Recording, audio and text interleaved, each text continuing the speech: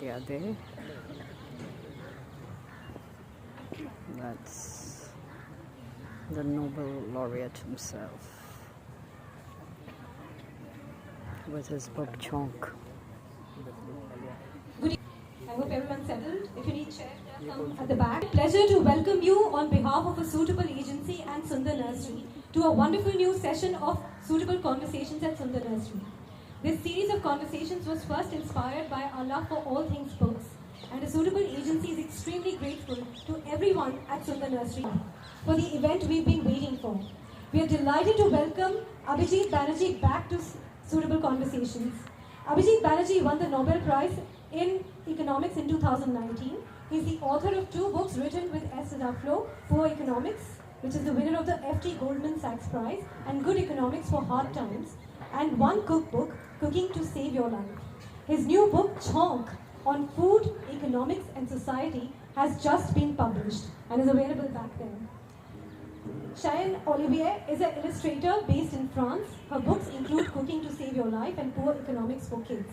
Kaveri Bamza is a journalist, curator of events, and author of 3 books. She was the editor of India Today and has also worked in Indian Express and Times of India. She is a member of several juries and committees, a graduate of Delhi School of Economics. She is also a Chevening Fellow. Thank you to all 3 of you for being a part of Suitable Conversations. And over to you for our conversation today on CHAUNK, food with a sprinkling of economics. Over to you, Kaveri. Thank you so much, and thank you everyone for being here. It's the best way to spend Saturday afternoon, I think. First, I want to say I've never read a book by an economist which has made me cry. But a good cry, a very satisfying cry, and that's a very good thing, I think. There is. Very good sense. Yeah. It's a remarkable book in the sense that it's sad and joyous. I think it's written in the shadow of grief, of your mother's passing, and Abhijeet, your dad's passing. And the voice in my head really, after I read this book, is Nirmala Patankar Banerjee telling her son Abhijeet, get your elbows off the table. That really is the voice in my head after reading the book. And It's so nice. I wonder what her dakna for you was. Was there a dakna? Yes, Jima. Jima. Oh, of course, which, as all Bengalis know, has nothing to do with their actual name. But it's a remarkable book in the sense that it's actually like it's a sociology of food, and it has so many ideas. I don't even know where to begin, but I'll just tell you what some of them are. One is food as social power, food, why America has such terrible food, why Bengalis never get rich. The secret is they eat too much and spend too much on food. I'm married to a Bengali, so I understand that. And food critics, that's even worse. So we're very poor. And lots of such ideas, which you think, oh, we never really thought about this, and I think that's one of the remarkable things about this book.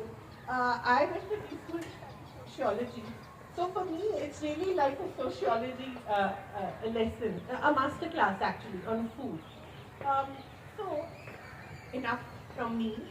Now to the 2 people who are really, who've done such a remarkable work together. Cheyenne, may I start with you? Because this cover, and please take a look at it very closely. The front cover,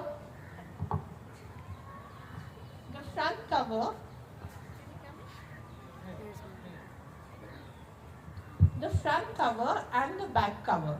So the front cover is this person resting under this, I think it's a mango tree, and he's so happy, he's just drinking his Nibu Pani, I guess, and under the shade of the tree, there's, of course, Amkapan, of course, it has to be. And although your favorite sharbat is falsa, right? So I read this book very closely. So there's a chapter devoted to the idea of rest and shade and why we need to plant more trees, and then it goes off into another riff altogether about why about how caravanserais were created, and how water and food was so important. So as I said, every little idea takes you to a bigger idea. But so this is, I love this illustration. So I wanted to talk about that. And then the second one, which is the back cover, which I think is my all-time favorite. Please look at all the faces there. That's of course the diversity of India. But look at the expressions. And I wanted to describe quickly for me why each of them has the expression that they have, including one little girl who has her tongue sticking out, just waiting to pounce on the food. So Sharon, if you could just talk a little about, yeah. So thank you. I think actually the cover and the back cover are a very good summary for the whole book. So on the cover almost unites the three main themes of all of those columns, all of those essays. There is the theme of Abhijeet's childhood memories, I guess, which is very much embodied by the young boy hanging out under the tree. It's very much about food and the mango tree. We go back to mango in many pieces. And a part that is not on the cover, because it was the cover, but we removed it, but there is also a MJ and Ringa worker who's also resting under the shade.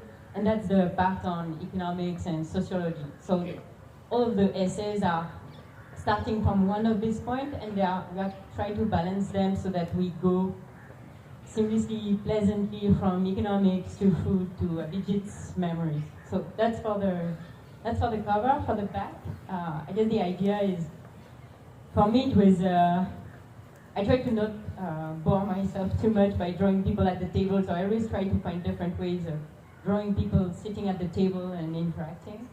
And this one was very much about pan-Indian crowd. And I guess the many different expressions are about what do we do at a dinner table. We are angry, we are happy, we're discussing with each other, there are side looks, the children are roaming around. And this is very much what all the illustrations and the essays are about, is food as a pretext to talk about how we interact in, I guess, economics ways, but also social ways. It's broader, I guess, than economics. Yeah, and Abhijeet, all of them had their elbows off the table. Yes. So please talk about your mom. She, for me, is the star of the book. So you're exactly right. My mom is kind of the overbearing presence in this book, and the absence very felt and always kind of looming. My mom was many things, but among them, she was she was a feminist activist, women's rights activist, particularly on gender-based violence and protecting women. We had an NGO in our house, in the ground floor house that she was part of, and so we were always, there was a layer of persistent diatribe on the failings of men, and Indian men in particular, and that we were subjected to, me and my brother. And then, but the other thing she was, despite being extremely busy, because she was an academic, she traveled a lot, and she was an activist, and despite all that, she was also very much someone who, she loved to entertain. So we had, just almost every day, somebody would come. We would end up, for tea or for breakfast or for dinner, somebody would show up. And it's not that we had a lot of money.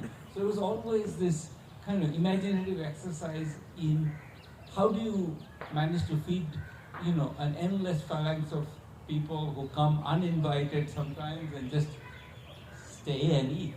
How do you feed all of those people? So she was simultaneously figuring that out. How much. So one of the recipes in the book is a shami kebab recipe, and one of the things that shami kebab is really great is you can put a lot of chana dal and a little bit of meat, and it still tastes like shami kebab. And I love the last meal that you prepared for her, which is the gonto and Chola chola dal. Yeah. And the radish which she did, the muli Which chutney I was going to which- make her, but she told me that's too much, don't make it. So I didn't make it. She was endlessly bothered by the fact that, I have traveled, why am I cooking? Well, just because I don't actually like sitting and watching TV, so I might as well do something. So there was always this tension between us. Was she very proud of you boys? I think so. I think she would have never confessed to it, except maybe Doesn't in our look like absence. it. Absence. Yeah. But I think so. Yeah. So that's why I felt that despite this being so joyful and joyous both, there is that underlying grief and sorrow, and it really looked to me as if both of you were coping with that, and this was an expression of. I would say even beyond that, I think there is a grief for, I think, a world Yeah. that at least I grew. Sharon is so young, she doesn't, but still, I think the world has many ways crumbled even in her lifetime, not just in mine. And I think that the world, that I think there was a certain amount of, well, many bad things about it. There was a huge amount of poverty. There was a huge amount of, I think, gender discrimination. It's still huge amount of both, but less, I would say, in both cases. Not less enough, but less. On the other hand, there's a lot of, and the book is constantly connecting to sort of the value of social ties, and I think there was a sense in which social ties were easier and more organic and more important in our lives. And I think there's grief for that too. I am nostalgic for certain things about our lives where there was a certain, easy, relationship between communities, and this is not to say that there were many forms of discrimination, in some ways caste, in the kind of the middle class Bengali society. Caste doesn't show up so much, but there was caste all around, and there's all forms. But nonetheless, there was at the very superficial, non-social scientist level, there was a kind of ease to that society where people were, there was not much money, not much to do, not much, like you didn't talk about your trips to fancy places. There was almost, in the book we describe. Hesitation, Yeah, actually. yeah, exactly.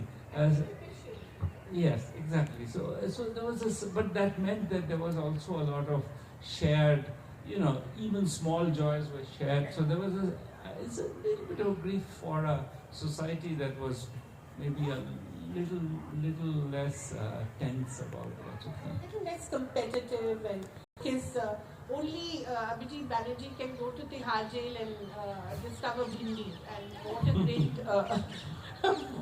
what a great food it is. I mean, the idea of dissent. I mean, he went to Tihar jail for dissent. Obviously, he was a JNU and he was part of a protest.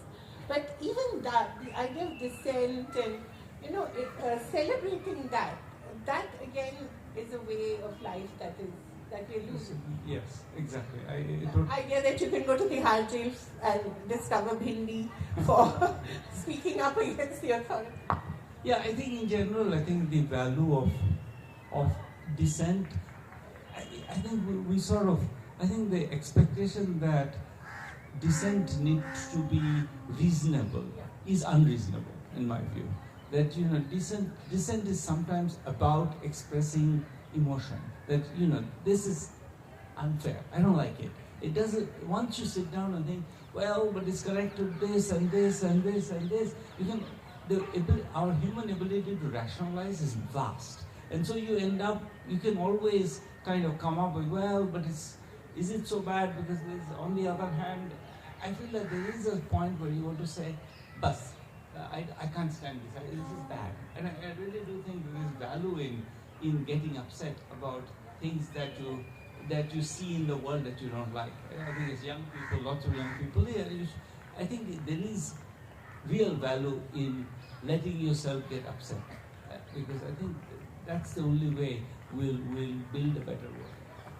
In that sense, the process of doing the columns every month for the last 2.5 years was very helpful, because it's a Sunday morning column. We want to talk about more and more grim topics. We realize that we go from prison to old age to climate change. So we realize over time that everything.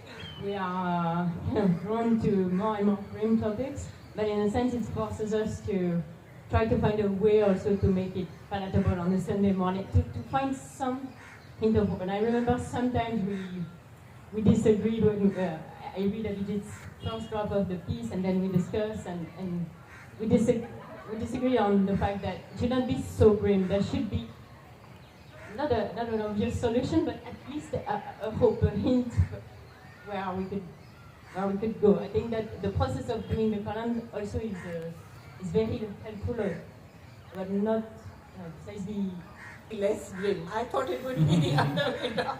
Yeah, well, we're in economics. We're the dismal science after all.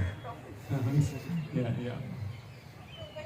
But, I think that but the overpowering idea is, of course, food as social power.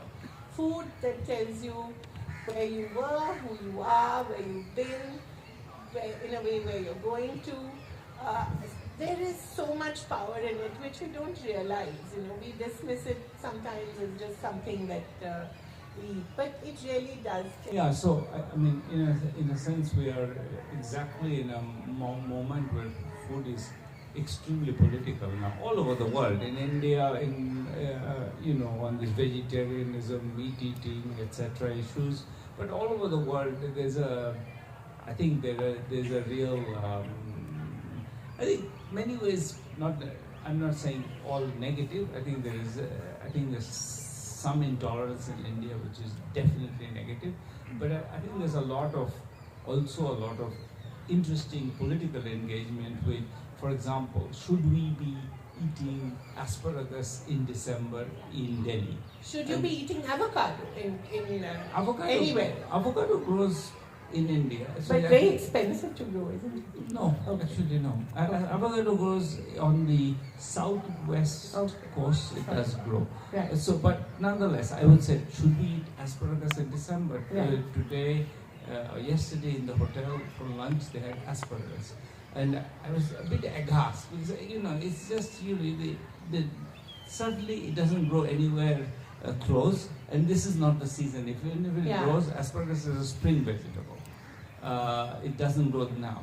So it's just somehow this idea that it must have come from Chile or somebody or somewhere in this. That's a bit. I think that those kinds of political issues are also worth it. So I think I would say food is great kind of substrate for moving to whatever you want to move to. You bring in issues. That's why. I mean, maybe I'm going to let Shane tell a little bit of story of why we decided to write these columns, which turned into a book. But that's I think a bit. I think came from exactly that realization. I guess we realized that the monthly column was a very good exercise because it would allow us enough time to have precisely this set of discussions.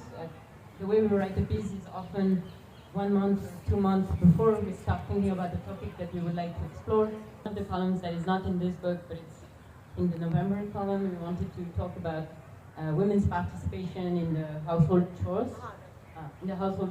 And for that, when we started to think about a recipe, that has many, many different steps that you have to do in advance to echo the fact that women often think of not only the main task, but also the micro task, and they are constantly mapping out whatever is happening around, what needs to be done in advance, etc. So sometimes it goes this way, and somehow it's almost a game for us. Each month we have to find it's almost very satisfying when we find a topic that is very far from food, and then we come back to food in one sense, because almost all the time in the process some food is had, and so it's also pleasure of seeing how far can we go I want to add one thing to that, which is this question of all the micro tasks. So when I was growing up, there was this phenomenon of, Uncle X is going to make his Sunday mutton or whatever. And Uncle X usually did very little of the cooking, of course. Uncle X left all the, not auntie, Shama and Geeta and Rama did all the chopping and cleaning and everything. And then Uncle X would come and, sort of wave his big spoon around and then talk a lot about what he's doing, and then the meat will usually end up, because Uncle X is not so focused, will take 2 hours longer, and we would be very hungry and waiting for Uncle X's meat to be done. It was very much this phenomenon, at least in Bengali families, there was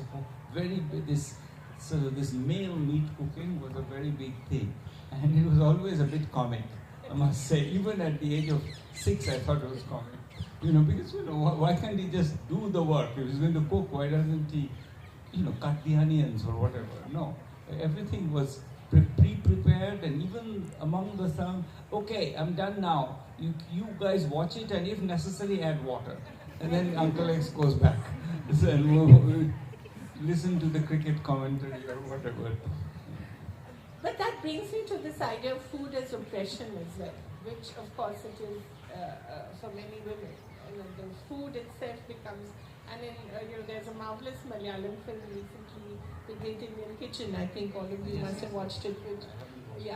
Which really is about this whole food, preparation, cleaning up. It sort of, becomes so oppressive to women. And your mother as well talks about the whole idea of domesticity and Indian women not being able to experience freedom before they get married. I think for her that was a big thing. So food can also be oppressive. Absolutely. Yeah. And for many women it is. The whole idea of, preparing it. And Bengali food, Bengalis spend all their money on food and therefore have nothing left. And that's why they're so poor. And I was narrating this to my husband, he said, it's called Khai Khai Kangla. I don't know whether that is the right thing, but talk a little about this whole idea. So I mean, I would say that that's a slight caricature. A little bit, yes. Yes. What we were trying to argue is that, in the social customs, there's often an equilibrium, and the equilibrium comes from, it's also true that most Bengalis don't really know, maybe now they do, but traditionally they didn't know any entrepreneurs. I knew some entrepreneurs, but they were usually doing extremely badly, so that was not very helpful. So we didn't have kind of a role model, we didn't have people who had connections, we didn't have people who could give us a easy loan, and we knew people. Kolkata is, of course, a polyglot city, and in my school there were many people who were Gujaratis and Marwadis in particular, and who were Punjabis who were going to start businesses. They already told us at 16 that they're going to start a business, and even what business and all those things. So there were, and you could see that they already had role models. They already had some idea of how the funding will come.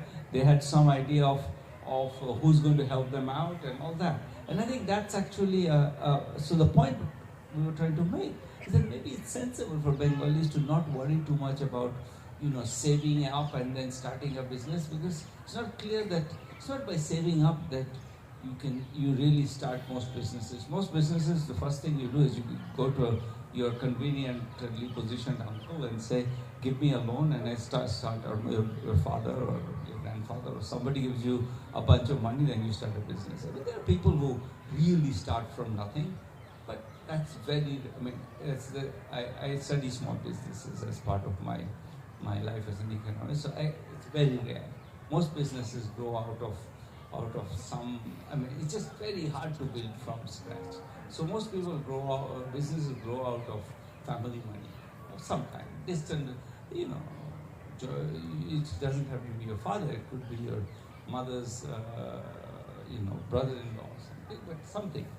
there is always someone, a mausa who has some money. My money, eat well, travel, study, you get a job. I don't think there's anything particularly irrational about that. Of saying the good life has many shapes, and you could be rich and have a good life, and you could be just well enough off that you can you can occasionally travel, perhaps by train, and eat your machi jol and bhat, and that's also a good life. I think one of the points we're trying to make is that there are many visions of the good life, and that there is a hierarchization of this vision, which didn't used to be when I was a child, but more and more that you have to be an entrepreneur, you have to be rich, you have to have a big house, you have to have many cars. That I think is just destructive. I think it makes more people frustrated, because in the end, not everybody can be the top dog. I think the fact that there were other things in life is important, like traveling and reading and watching movies and talking endlessly about movies, and those are all perfectly good ways to live life. So that was the point we were trying to make with this. And of course, that is also because the dining table itself is now disappearing. I mean, Yes. it now exists merely as an ornament in most homes, or a place to dump their stuff, because most people are eating in their rooms or in front of the TV. So the dining table, which for you growing up was such an important part of socialization, where you learned table manners, where you learned conversations, where you learned how to actually be. That is actually disappearing around the world, isn't it? I'm hoping there is hope. Our children, I must say, they haven't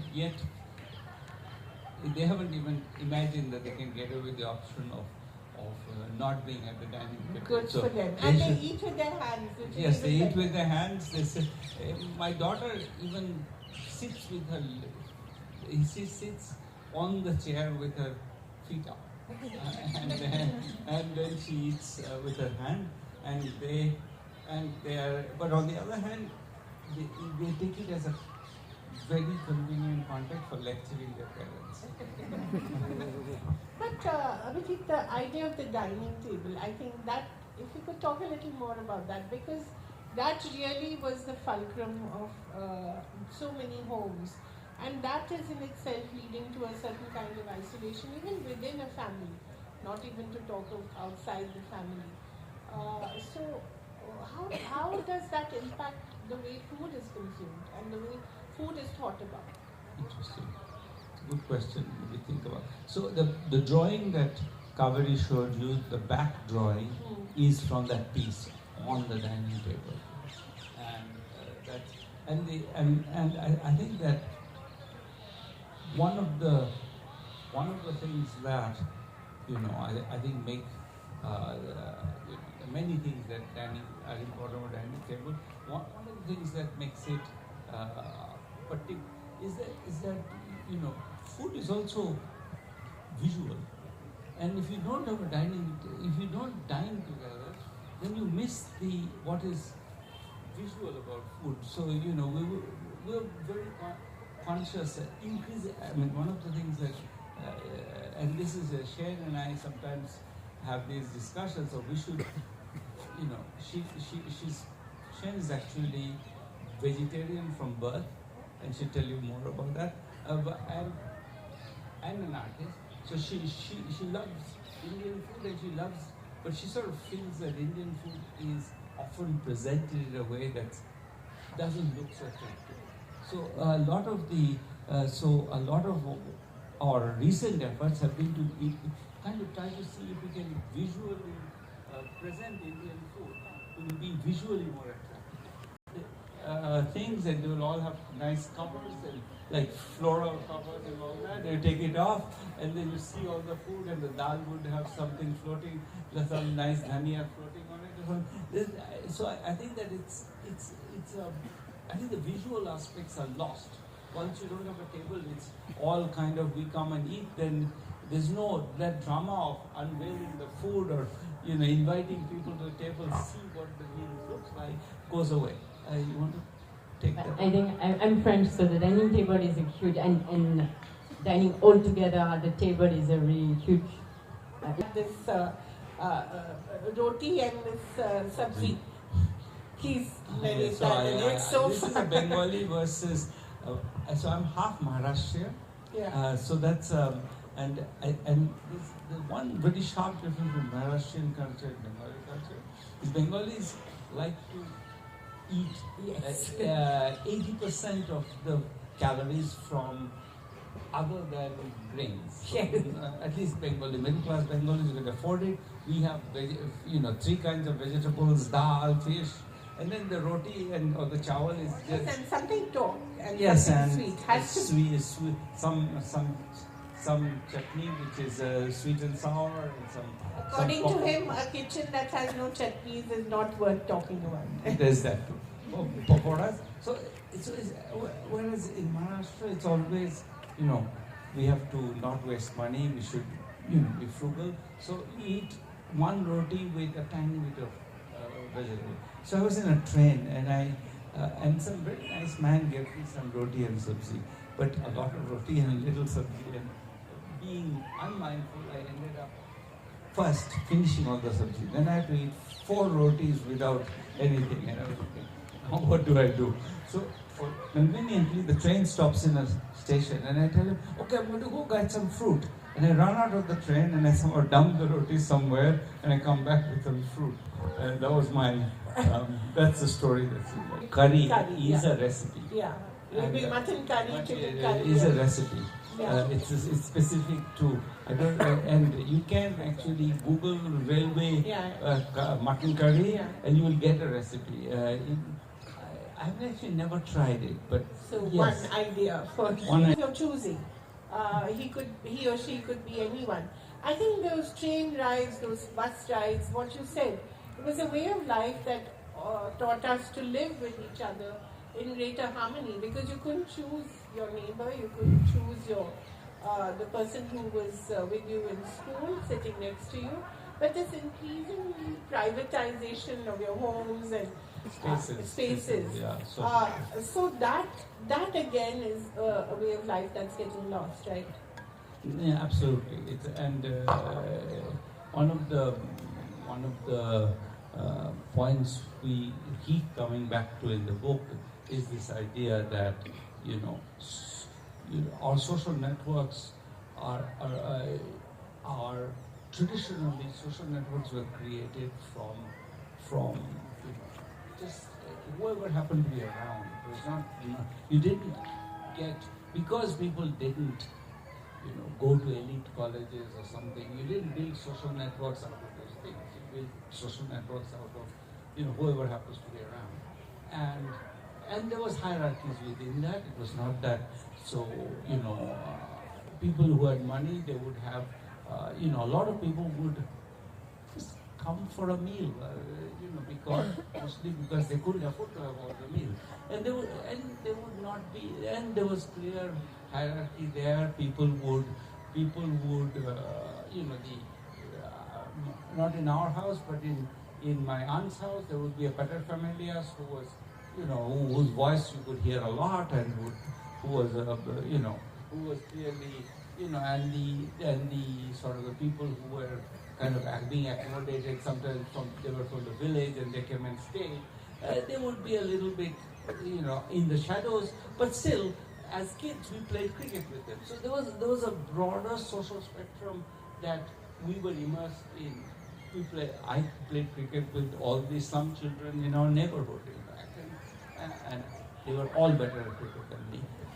But nonetheless, I played with them, and that was a part of also the becoming who you are. You learn what the poor are not some abstract thing that's out there. They are part of, because of that particular structure, we had a lot of connections to very different entities. So I'll say something. There's a whole. I think one thing that was sort of, when I started studying economics was kind of in a sense, it was a much more of a kind of normative exercise. You just rational people ought to do this, rather than people do this. And people often don't do things what quote-unquote rational people are supposed to do. People behave the way they want to behave. And one of the things that, I think, very positive thing that's happened in economics is this idea, this whole development of this field of behavioral economics, which is really recognizing that human beings behave the way they behave. And there's some logic to it, but the logic is not the logic of, abstract rationality. It's the logic of, how to live your life. And I think that's very important, actually. I'm very welcome.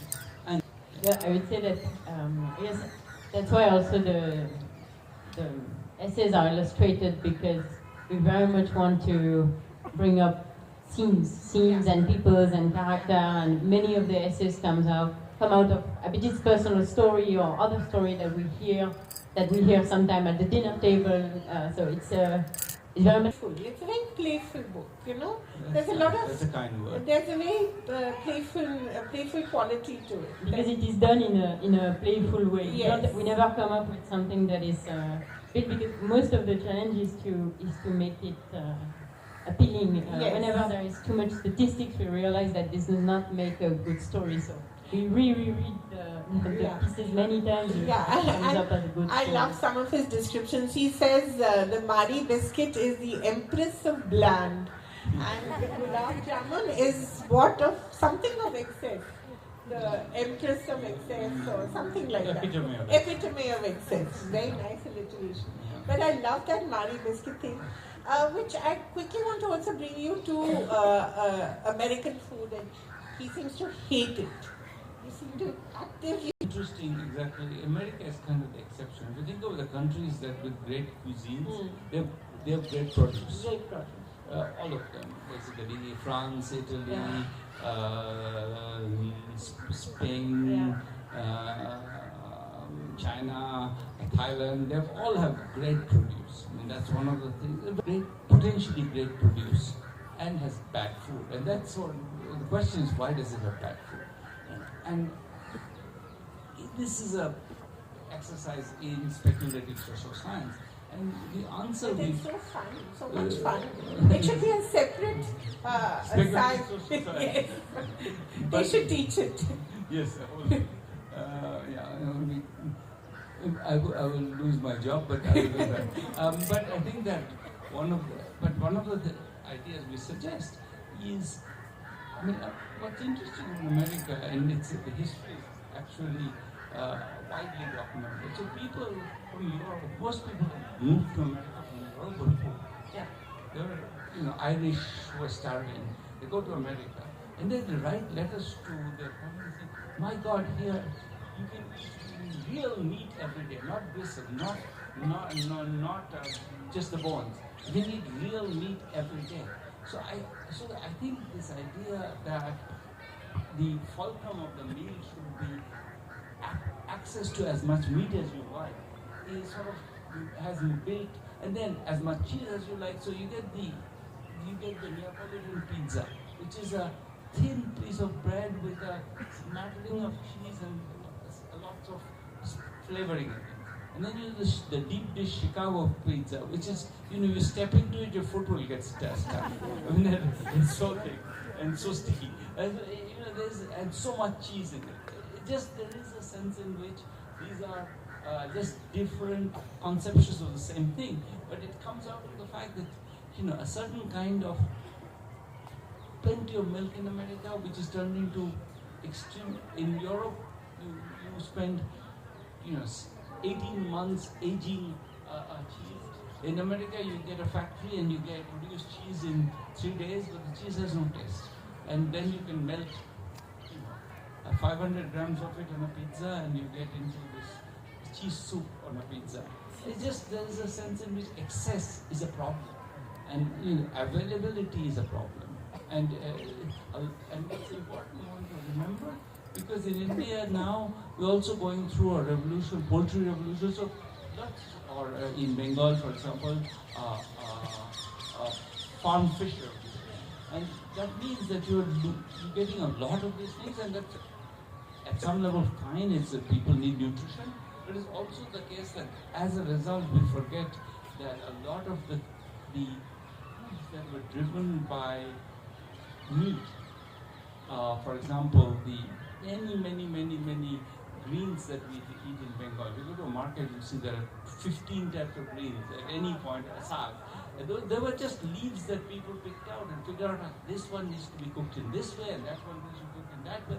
But it's delicious as a result. And we're sort of losing that awareness of what was excess, in a sense, also crowds out an awareness of how to be creative within limits.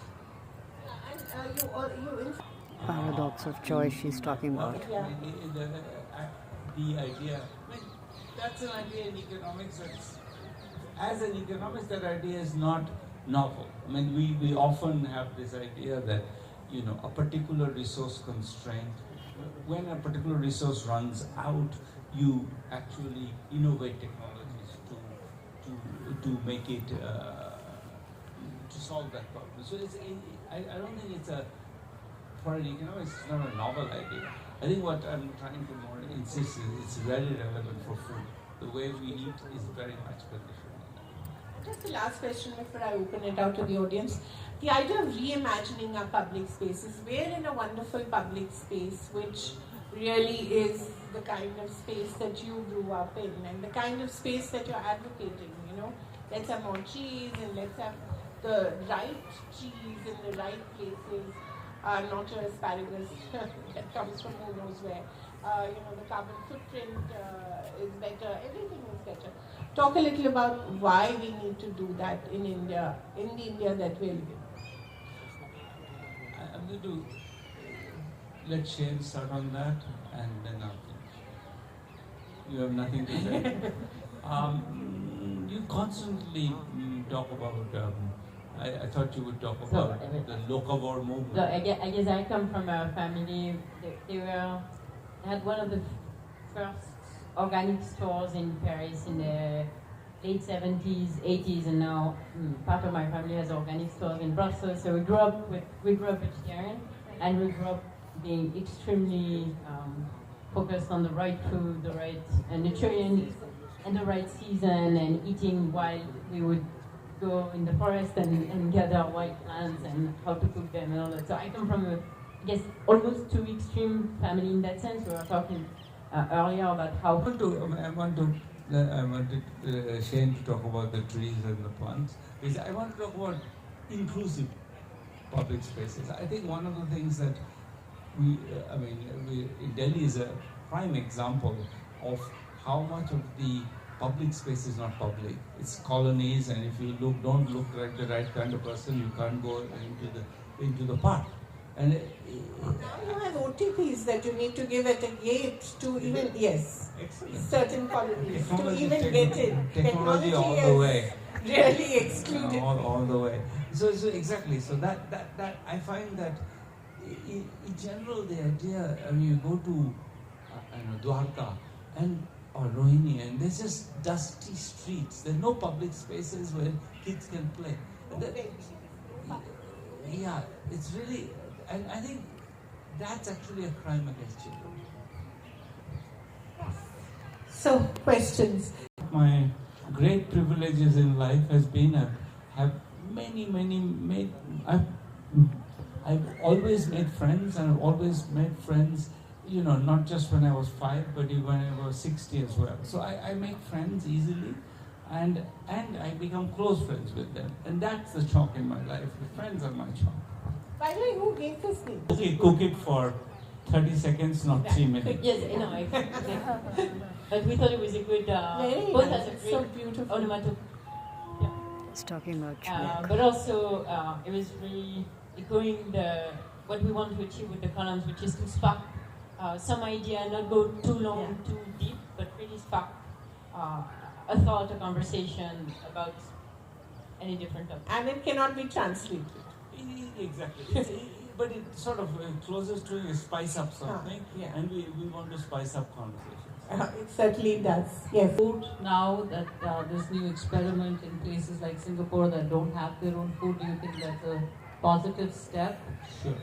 I think that there are lots of foods we cannot afford to have in large quantities. The environmental costs are vast, and I don't see why we wouldn't try.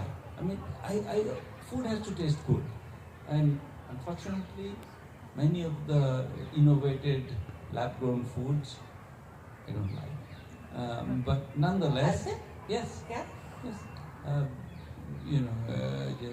This meat substitutes, I've tried many of them. So far, I haven't liked any. I don't eat so much meat, so it's not a huge part of my life. I don't need to actually fight this fight too much. But nonetheless, I think that for a lot of people who eat a lot of meat, the environmental costs are large. I see no reason not to try. And it will work. Eventually, it will work. No, I think the observation of the fact that, I think that one of the Singapore was mentioned. Let's give it as an example. One thing is Singapore is an extremely unequal society also, but with food they have a certain democracy, which is striking. It's one place where, because the street food is very well regulated, even the rich in Singapore eat in the same street food market as the poor. And the reason is that because it's safe, you won't get sick, the regulations are. So I do think that that's a very nice thing, because you eat elbow to elbow with somebody much poorer than you or richer than you. And that's a wonderful thing. It's one democratic space, and I think we could create it. We just need to, and then Shane would agree to eat street food. She ate it once and got sick and refuses to eat it. Run a restaurant because he can't even delegate in his own kitchen. But the idea that you need a team to work in a restaurant, and the culture of the celebrity chef, it's become so big now, right? This one, I launched this topic because my sister is a pastry chef and she has worked in many palaces in Paris and in France, in very fancy places, and sometimes places that were very well advertised. They had a great Instagram. They were showing how they would go in the forest and pick the season. That movie, with great fact. They would only pick the seasonal produce, etc. But the culture was very masculine. They would be badly paid. So she keeps trying different jobs, because sometimes it's a only women team, but it's actually sometimes worse than a mixed team. And for her, she's been India in the end of January. Oh, so she try Mishti. Oh, yes, there are lots of hands there, please. Yes. I'm Sheena. She doesn't know how it's mediated by. Also, I felt your notion of economics incorporating the irrational. It doesn't mean throwing away the rational. I mean, what about information? Like, we're all entrepreneurs in Bengal, Marwadis and Punjabis. What about the Bengali? That there were many important industries, Bengal chemicals and so on. They were owned by industries. And I did find a very distinct class bias in your depiction of different cuisine, Indian cuisine.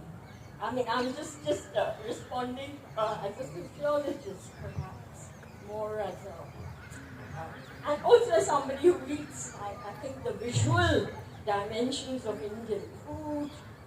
You miss, in a way. I mean, I think there's a lot of beauty in the way, cuisine is presented in different parts of the country. I mean, I could go on, but it stimulated a lot of questions, and also, perhaps. And I'd like others to join in if I'm wrong about Indian bias.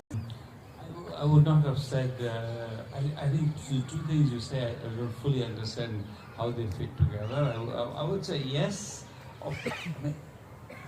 So, I think the point I was making was about, if you read the chapter, is about people who went to school with me, who were from middle class backgrounds or even upper middle class backgrounds in some cases. And for them, I think there was a clear choice between being an entrepreneur or not. if you take people who have no entry into the formal labor market, either because they don't, they don't have the right education, or they don't have the right, social connections. The social networks are very important for getting jobs in factories, for example. But for them, being an entrepreneur is absolutely not because they want to be. I did a survey many years ago, and I asked many people in the survey, what would your child or grandchild, what would you want him to be? And I feel, I think 85% said they wanted a government job, and I think 15% said they wanted a private sector job, 0% said entrepreneur. So I think entrepreneurship is, in the sense of being a desirable thing to do. As you mentioned, Bengal Chemical didn't come out of the, somebody from the, lower, from somebody poor, came from a fully elite project, and most of the, if you think of ISCO, these are all elite projects. I feel that that's more, and the question is, why did that change, and what happened to the elite projects? In 1830s, Bengal is kind of at the cutting edge of Indian entrepreneurship. Why does it go down? That's the interesting question to me. It has to do with colonialism. Yeah. I mean, very deliberate interventions to destroy Bengali industry. Hello. Pomelo, sliced chilies, and chaat masala. You can make an extraordinarily good salad. Proper juicy pomelo with sprouted moong. The sprouted moong has a slight bitter and nutty taste, and then you add, your favorite chaat masala, which you can make or buy, and then some thinly sliced green chilies. That's a salad I love, the pomelo, and so that if you want a quick recipe, I would say try that one. Thank you. I wouldn't say much of it. I mean, right now I'm absolutely frightened by AI. So I'll use this as an excuse to talk about AI. I'm very frightened. I can't see how much of the BPO industry in India will survive, just because the skill sets of the people who are in the BPO industry, I think they are going to be easily replaceable by AI. I mean, if it's, doing very simple animation or transcribing medical prescription, I just don't see how. Or simple accounting, AI was going to take all those things. So I think my friends in the BPO industry tell me that there are other jobs, but I don't know how many people will be able to get those jobs. There'll be other jobs. AI will create its own jobs, and some of the people who are going to work with AI will be extremely productive and will become extremely successful. But I don't know how much. So that's a very good example, I think, right now to worry about. Yeah, we have, I've been told, just 2 more